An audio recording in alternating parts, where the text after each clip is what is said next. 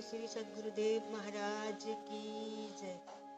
गुरुर्ब्रह्मा गुरुर्विष्णु गुरुर्देव महेश्वर गुरुर्साक्षात् परब्रह्म तस्मै श्री गुरुदेव नमः। बोले आनंद कंद भगवान की जय। आदि शक्ति जगजनी माता जी की जय। सभी दिव्य विभूतियों की जय। सच्चे गुरु दरबार की जय। आदरणीय प्रेमी सज्जनों, माता पिता भाई बहन, हमने सब कोई की एक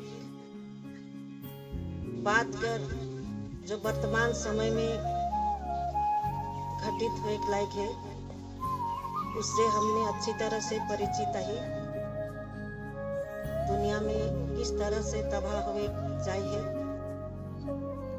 तो मोर कहे कर मतलब कि ऐसा समय में एक चीज बहुत ही मनुष्य के जीवन में जरूरत पड़ेगा, वो है भगवान का ध्यान, भजन, सत्संग, सेवा। ये चीज मानव के जीवन में का लायला कि बैलेंस आइन देवेला, उकर भीतरे जो घबराहट होएला वातावरण के देख के, वो घबराहट दूर हो जाएला। काले की सत्संग भजन द्वारा व्यक्ति के मन में ये पता चल जाएला कि ये तो बात घटित हुए की है, हर युग में हुई है, ये नया बात मत है। हर एक समय में ये समय आए है। इस तरह से व्यक्ति समझे बुझे शुरू कर देला कि ये जो समय आए है, देखा आज हमार विज्ञान भी रात दिन परिश्रम करे लायक है। सारा देश विदेश कोशिश करत है इस बीमार का वैक्सीन दवा बनाए के लिए, जेके अपने मन कोरोना हमने सब कोई जाना थी, ये बहुत बड़ा महामारी है के। तो इस समय में आदमी के अपन मन में संयम धारण करे थे। अगर हमने इस समय में संयम धारण नहीं करब तो के करी? काले की इंसान ही ऐसा एक जीव है के जो हर स्थिति में समझे बुझे सकेला। काले की इंसान के कहे हैं कि ये विवेकशील प्राणी है के, ये विवेक से काम लेवेला। और हमने तो बार बार हमार विशेष करके भारतवर्ष कर इतिहास हमने पढ़ीला सुनीला कि जब भी ऐसा समय आलक मानव कर बीच में, तो जो विवेकशील व्यक्ति रहेला वो का करेला? इस समय में प्रभु कर भजन, ध्यान, सुमरन, सत्संग ही के सहारा लेवेला, और इससे उकर जीवन में बहुत बड़ा शांति मिलेला। एखन जगह जगह से भगत बने हमनी के फोन करे ना कि भाई जी श्री गुरु महाराज जी कर सत्संग, संत महात्मा कर सत्संग हमने सुनीला, तो हमार मन में बहुत ही शांति आवेला। हमने के पता नहीं चलेला कि वातावरण भीषण बन जाए है। काले के हमने सब समय ध्यान सुमरन करीला, भजन ध्यान करीला, सेवा करीला, तो हमार मन में बहुत शांति आ जाए। तो ये सब बात हमने मन के अच्छी तरह से पता है, और इतिहास भी हमने के सामने है। जब परीक्षित राजा कर जीवन में भी ऐसा हताश आला कि 7 दिन कर अंदर में तक्षक नाग जब उनके देश के मार देवी, तो उस समय वो भयभीत हो जाए रहे था, हताश हो जाए रहे। उके उस समय ना महल अच्छा लगत रहला, ना उके कोनो खजाना, ना रानी, ना उके जो राज्य में सुख सुविधा है, उके कुछ अच्छा नहीं लगत रहला। उस समय वो बेसहारा बन जाए रहला कि का करबो नहीं करबो। अब काले की आदमी का जीवन में जब सामने मृत्यु आई जाएला तो हमने भी अखन देखा थी देश विदेश में, हमने न्यूज में देखा थी कि उमन कर पास में का चीज नहीं रहलक होई। लेकिन आज बहुत दुख कर साथ में कहे लगेला कि मने कोनो दिन ये नहीं कहता है कि मोर परिवार आहे, मोर इतना बड़ा खजाना है, धन दौलत आहे, मैं के का लेके छोड़ के जाबू। ये उमन कर मतलब समय ही नखे। तो इस प्रकार कर मानव कर जीवन में हताश हो जाएला और स्थिति आई जाएला इस प्रकार कर। तो जो विवेकशील व्यक्ति रहेला उस समय के वो का करेला, ध्यान से मन के एकाग्र करके वो सोचेला। तो राजा परीक्षित कर जीवन में जब इसन समय आला तो हमनी का अच्छी तरह से पता है कि जो संत रहले नारद मुनि, काल की संत ही एक ऐसा उपाय बताला कि हमारे जीवन में कभी भी इस प्रकार का आपदा आई जाला, रास्ता नहीं दिखेला, ना घर संसार ना परिवार कुछ भी अच्छा नहीं लागेला। उस समय संत मने हमने के इसन रास्ता दिखाए ना, जिस रास्ता के पाने के बाद, जिस रास्ता में चलने के बाद इंसान शांत हो जाएला। तो राजा परीक्षित कर जीवन में भी तो यही आई रहे और उस समय संत ही उके रास्ता दिखाला, कहला कि देख अब इस समय तो के एक उपाय है, तो किसी महान पुरुष के संत चरणों में जा, सत्संग सुन और तो अपन जीवन में अपने आप के जान। काले की देखा आई जो परिस्थिति वातावरण हो जाए, अगर हमने कहीं पाठ पूजा करे जाए खोजब या मस्जिद में या मंदिर में या कोई भी धार्मिक स्थल में अगर हमने जाए खोजब तो वो भी अखन संभव नखे। तो वह चारे मौके बार बार महान पुरुषों का बात याद आएला। महान पुरुष मने का कहना, काले की महान पुरुष मने हमने के बहुत अच्छा रास्ता दिखाए। तो मने कहना कि देख हे मानव, तो हे मंदिर हकिस, तो हे चर्च हकिस, तो हे गुम्बा हकिस, तो हे मस्जिद हकिस, तो साधारण ना लगिस, तो केवल अपने आप के झांक के देख, तो भीतरे वो परमेश्वर खुदा अपन तो भीतरे ही बैठे कह के हमारे महान पुरुष ने बताया। तो देखा आज वही स्थिति आई जाए है, लेकिन हमने के थोड़ा विवेक से काम लेवे के लगी कि आज एक इंसान अगर पूजा पाठ भी करे जाए खोजी बाहरे तो के बाहरे नहीं मिली, काले की सब दरवाजा बंद हो जाए, परिस्थिति से नहीं जाए। तो जो ज्ञानी व्यक्ति रहेला, जो संतों के शरण में जाए के वो अपन भीतरे कर शक्ति के अपन जाइन देवेला, तो के तो अपन भीतरे सब कुछ जिसे शुरू हो जाला, अपन भीतरे ही सब कुछ के अनुभव होएला। तो मैं यही कहे चाहत हूँ कि आज कर जो परिस्थितियां है, तो इस परिस्थिति में हमने के थोड़ा विचार करके आगे बढ़े लगी। काले के संत मने हमने के समझाते रहे, बिना विचारे जो करे सो पाछे पछताए। तो हमने के धीरे धीरे मन में विचार करके मन के एकाग्र करके चले लगी। और विशेष करके आजकल जो बीमारी है के वो बीमारी अपने मन के अच्छी तरह से पता है कि वो बीमारी कहाँ से उपज है। अपने मने टीवी देखाला, खबर कागज में पढ़ाला, अच्छी तरह से अपने मन के हर एक आदमी के पता चल जाए कि ये बीमारी कहाँ से आई है। अपने मने जानाला चीन कर वुहान नाम कर एक जगह है जहाँ रात दिन निर्दोष पशु पक्षी कर वहां पर का होएला, खून बहेला। और सुना थी कि रात दिन वहां खून बहल से वहां से इस प्रकार कर बीमारी उत्पत्ति हो गई। तो मोर कहे कर मतलब आज हमने के जब हमने के भगवान एक मानव तन देलक, सर्वश्रेष्ठ योनि, सारा योनियों में से सर्वश्रेष्ठ योनि मानव योनि। तो मानव योनि पाई के भी अगर हमने खान पीन में भी ध्यान नहीं देव, मानव के लिए का चीज है खाए पिए के लिए, कौन सा चीज बनाए है भगवान, वो मन के भी अगर हमने ध्यान नहीं देव और हमने सोचब कि नहीं ये तो हमने के खाए के लिए ही बनाई दे, का होगी खाल से।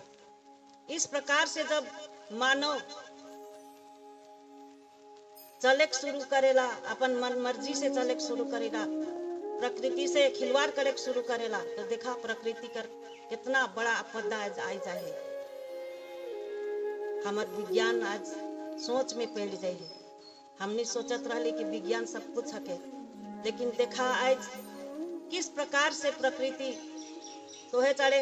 हमार बुजुर्ग मने कहत रहले देखो प्रकृति से खिलवाड़ मत करो। प्रकृति का जब प्रकोप चलेला तो संसार कर कोई भी शक्ति उकर बचाव नहीं करेला। तो आवा आज हमने मन सब कोई मिल के काले की महान पुरुष मने ये नहीं कहना कि तुम हिंदू मुस्लिम सिख ईसाई खाली आओ ऐसा मने जाति पाति कर बात नहीं करेंगे। वो मने कहना कि हे मानव तो सर्वश्रेष्ठ प्राणी हकीस और तो सर्वश्रेष्ठ प्राणी होने के नाते सारा संसार कर बचाव तोर हाथ में है।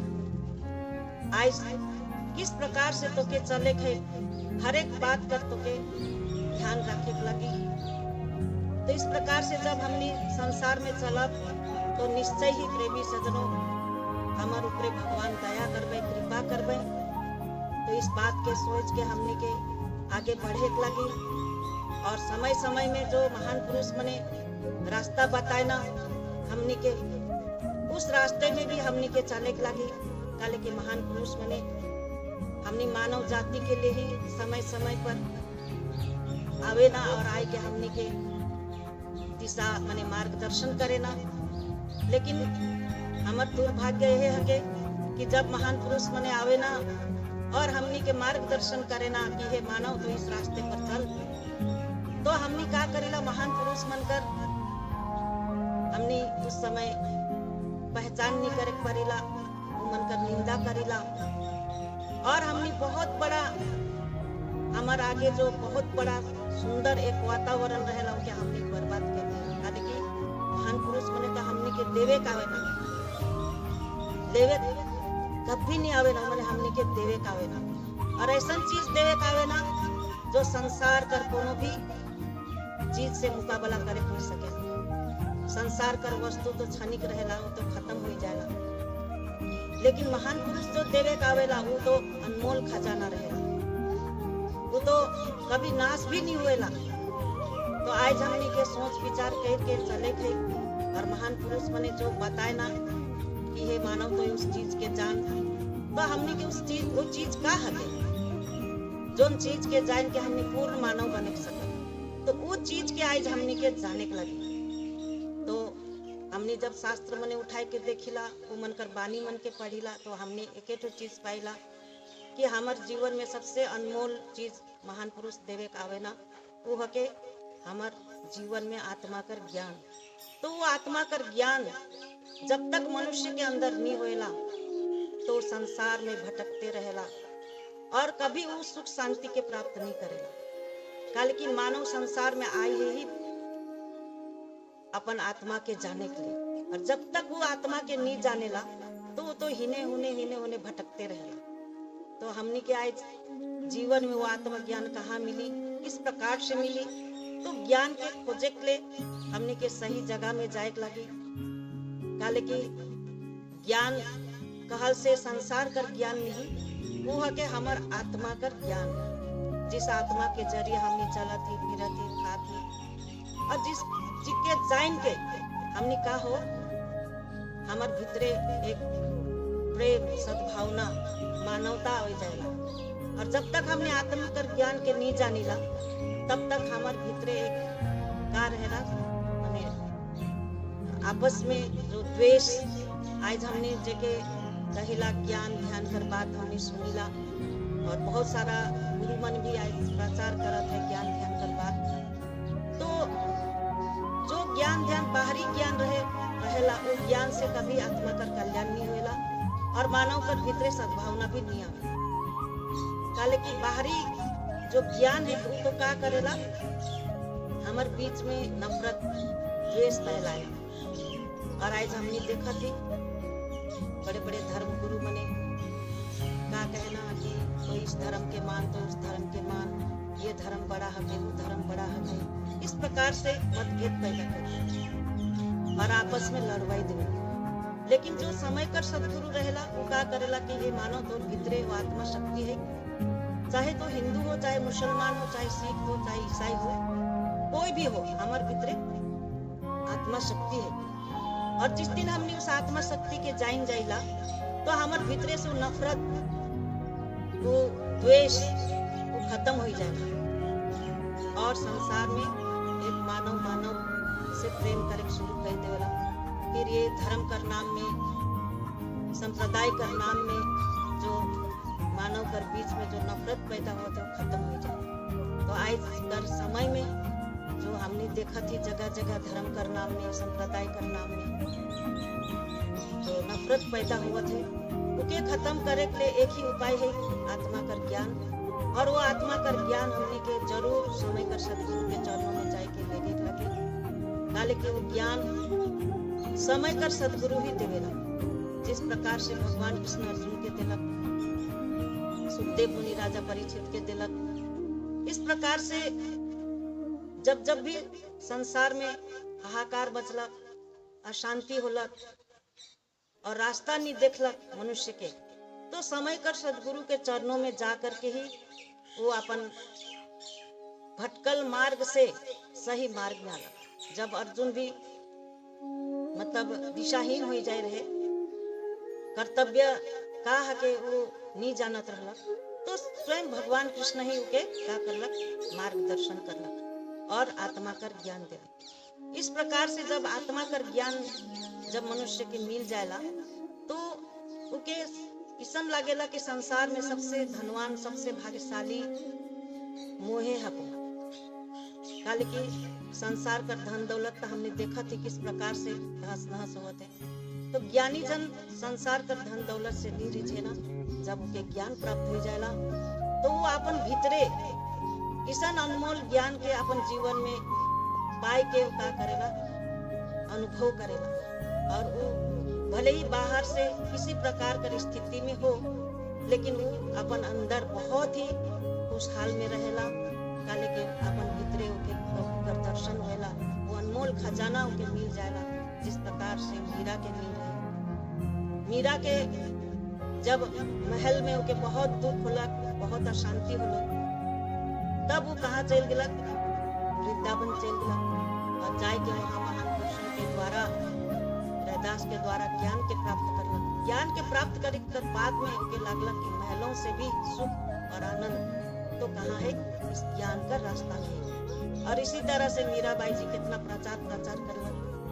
तो आज भी हमारे संत मने जगह जगह ज्ञान का प्रचार करत है और उस ज्ञान के लेवे के लिए श्रद्धा कर जरूरत होएला। जब तक हमारे भीतर श्रद्धा नहीं होएला तब तक उस ज्ञान का प्राप्ति नहीं होएला। तो आज हमने के अपन भीतर श्रद्धा के भी उमड़ाए के, श्रद्धा जब आए हमारे जीवन में पनपेला तो संत कर शरणों में हम जा करके एक बार प्रार्थना करीला, मन कर सेवा करीला, तो मने हमनी के देखे ना कि ज्ञान कर लाई हुए ही कि नहीं, तब जाके ज्ञान के देवे ना। तो मोर कहे कर मतलब में भी जनो ये संसार तो इसी तरह से अदल बदल होते रहेला, इसी प्रकार का समय आते जाते रहे। तो शुरुआत खाली है, ये जो आज हमारे सामने में जो समय आई जाए ये तो केवल शुरुआत है। हमारे संत मने कहे ना कि ये तो कलिकाल का अंतिम चरण है और इस समय तो उलट पुलट हुए के है और एक बाद में तो फिर हमने अच्छी तरह से पता है सूरदास जी की बानी डरे ना डरे ना डरे। तो एक बाद में तो अच्छी तरह से पता है कि सतयुग आवे वाला है।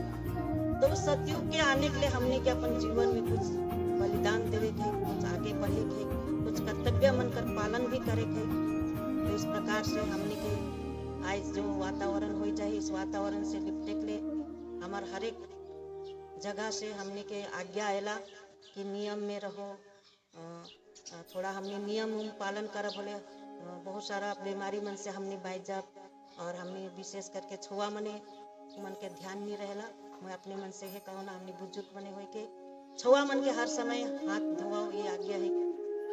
साफ सुथरा रहो, घर दूरा के भी हमने साफ सुथरा रखे लगी। और हमार जो खान पीन, विशेष करके खान पीन, इस समय मुके एक ठो भाई आए के बतात रहे कि भाई जी हमारे गांव में तो एकदम एखन जाइन दे है कि जे खान पीन के शुद्ध नहीं रखे ना तो ये रोग और भी ऊपर भीतरे ज्यादा पनपेला।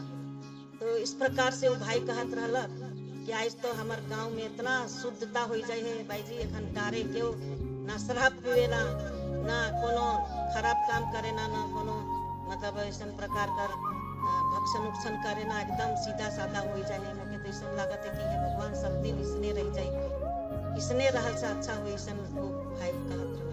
तो मैं कहलो अरे एक दिन न एक दिन तो होवे के है, भले ही हमने एखन कितना भी आगे माने गलत कार्य करब, लेकिन एक दिन हमने की प्रकृति ही सिखाई कि हे मानो तो ही गलत काम करे के लिए तो संसार में नहीं आई।